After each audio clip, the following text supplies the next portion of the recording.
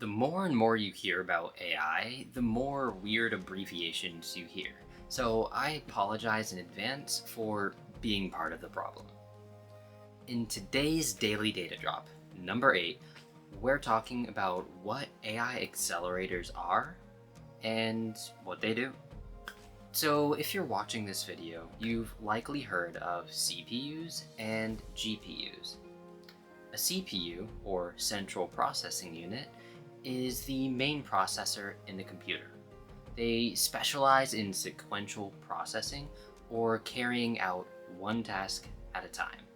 However, they can have multiple cores that allow them to process in parallel or do multiple things at one time. CPUs are standard to most smart devices and are not considered an AI accelerator. On the other hand, AI accelerators are really powerful processing units that are used to process neural network computations that would take a standard CPU forever to complete. And they specialize in things like speech and image recognition, data mining, and generative AI. However, AI accelerators use smaller bit formats for the numbers. A standard CPU will use 32 or 64 bits for their numbers, but a GPU might only use 16, 8, or even as little as 4, which really reduces accuracy. The benefit is that smaller bit sizes mean the hardware is working with smaller numbers, and it requires less power, complexity, and memory.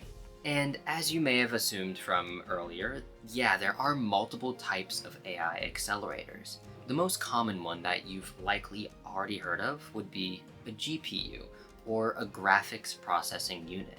GPUs were initially made for processing really high quality graphics, but now they're the most common and widely used AI accelerator because they're really affordable and have high parallelism.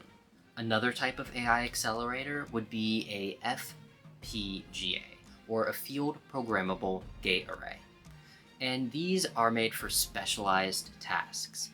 They're really common in edge AI and industries that have long deployment lifetime.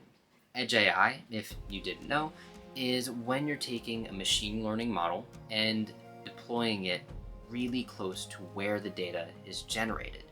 Typically, that would mean having an AI model run locally on your device, which means it can even work without internet connection. Typical deployments would run on the cloud instead. But with Edge AI, this can run on things like your smartwatch, your phone, or in your car.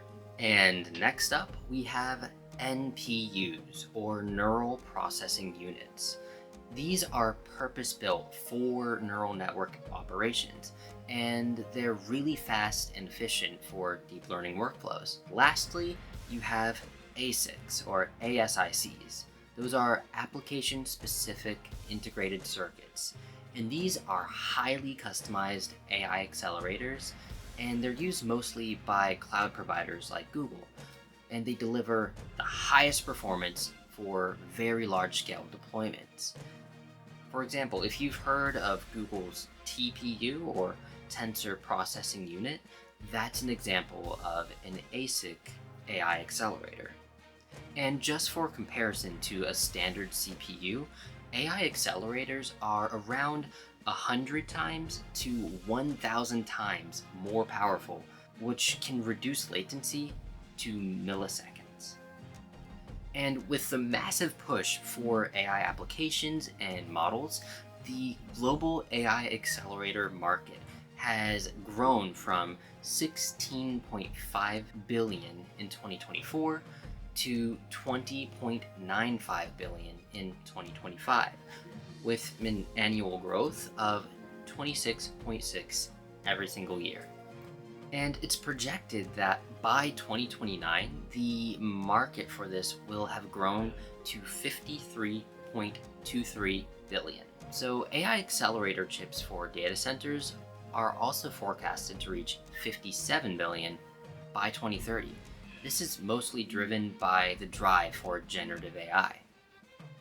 The biggest AI accelerator company you've likely heard of is Nvidia, which mostly produces GPUs. They have an estimated 70% to 95% of market share for AI chips in 2025, and up to a 92% share in GPUs.